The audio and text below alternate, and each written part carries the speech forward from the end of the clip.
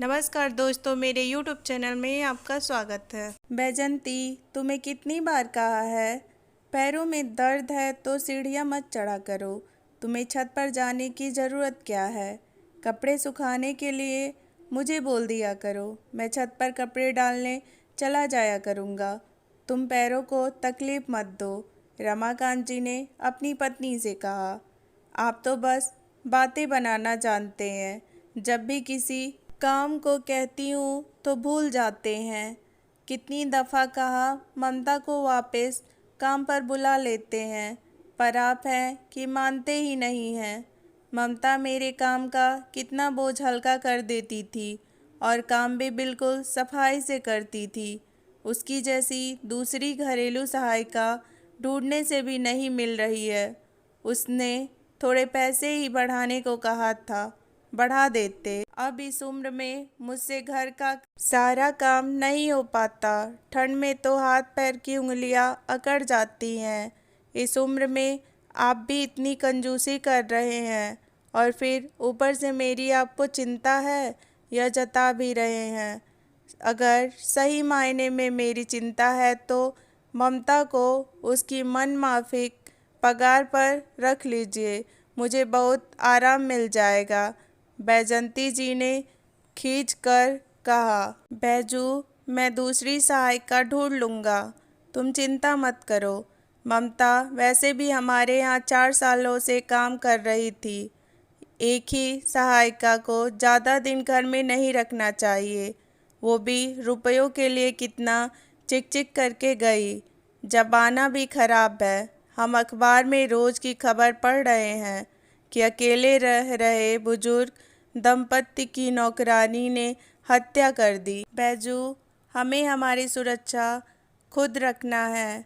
हम भी अकेले ही रहते हैं और तुम बहुत जल्दी किसी पर विश्वास मत कर लिया करो। हम तो अपने खून से ही विश्वासघात झेले हुए हैं, किसी पराये पर विश्वास कैसे करें। कहने को 4 बेटे हैं, पर एक भी हमें अपने पास रखने को तैयार नहीं है। चारों को पढ़ाया लिखाया, इस काबिल बनाया कि बड़े अफसर बन गए, पर आज देखो मन बहुत कुंठित हो जाता है कि मेरे अपने बेटे अपने माता पिता को अपने साथ नहीं रख सकते। यह कैसी विडंबना है बैजू। बचपन में हम जिन बच्चों की आंखों में एक आंसू नहीं आने देते थे, आज बुढ़ापे में वे हमें खून के आंसू रुला रहे हैं। ईश्वर की भक्ति में क्या कमी रह गई जो उन्होंने हमें माता पिता बनने का सुख तो दिया, पर संतान के द्वारा प्यार और सम्मान का सुख हमें नहीं दिया। यह हमारे ही पिछले जन्मों के कर्मों का फल है।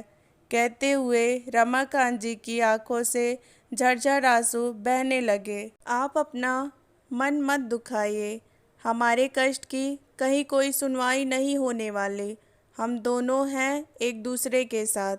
यह क्या कम है? जिन दंपति की कोई संतान नहीं होती है, वे भी तो अकेले रहते हैं। बैजंती जी ने रमाकांत जी का हाथ पकड़कर ढाढ़स बढ़ाते हुए कहा। बैजंती जी किचन में चाय बनाने चली गई। चाय बनाते समय बैजंती जी अपने आंसुओं को रोक नहीं पाई। मन ही मन यह सोचकर वेदना और बढ़ गई कि शादी के 6 साल बाद ईश्वर ने उनकी गोद भरी।